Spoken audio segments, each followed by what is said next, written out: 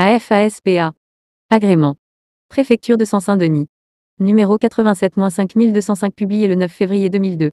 Au journal officiel 667 ref. 2197. Numéro SIRET. 433 449 345 20Z. Code AP 95 1992. Bagnolet. Le 20 octobre 2024. Objet. Interdiction d'accès au Sahara occidental occupé. Monsieur Emmanuel Macron. Président de la République. Palais de l'Élysée. Monsieur le Président. À l'occasion de votre prochain voyage au Maroc, nous avons tenu à vous donner des informations relatives à l'interdiction du libre accès au Sahara occidental dans la partie que le Maroc occupe depuis 49 ans.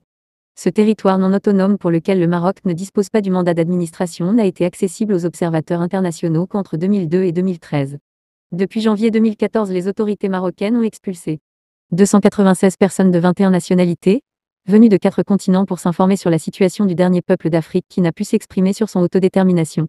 Ces femmes et ces hommes sont avocats, élus, journalistes et défenseurs des droits de l'homme, écrivains, reporters photos, etc. En lien avec la Ligue de protection des prisonniers sahraouis. Notre association tient à jour une liste nominative de ces expulsions. Nous avons ainsi répertorié la provenance de ces personnes.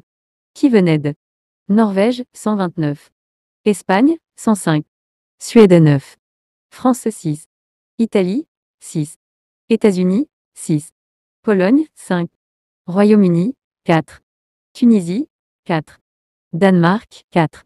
Pays-Bas, 2. Lituanie, 2. Canada, 2. Japon, 2. Suisse, 2. Chine, 1. Portugal, 3. Ukraine, 1. Belgique, 1. Allemagne, 1. Finlande, 1. Outre ces personnes, cette ONG de 6 pays se sont vus refuser l'accès au Maroc et donc au Sahara occidental occupé. Il s'agit de Human Rights Watch et la Fondation Carter, USA, Novact, Espagne. Avocats sans frontières, Belgique, Friedrich Naumann Stiftung, Allemagne. Amnesty International, Londres Free Press Unlimited, Pays-Bas.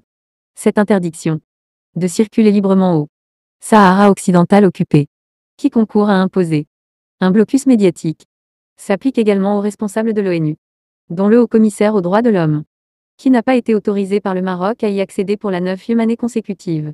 C'est ce que mentionne le secrétaire général dans son rapport du 1er octobre 2024 qui doit être examiné par le Conseil de sécurité, dans la partie consacrée aux droits humains où il évoque aussi les conditions de détention déplorables des prisonniers sahraouis, qui reste un sujet de préoccupation pressant. J'attire votre attention sur l'une des recommandations qui conclut ce rapport. Je demeure préoccupé par le manque d'accès persistant du HCDH au territoire.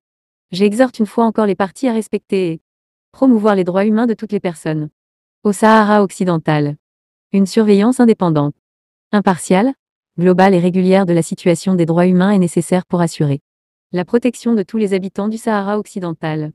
C'est pourquoi la FASPA demande à la France, qui s'enorgueillit d'être le pays de la Déclaration universelle des droits de l'homme, de proposer au Conseil de sécurité qui se prononcera prochainement sur le renouvellement de la MINURSO d'inclure dans ses missions un volet sur la surveillance des droits de l'homme.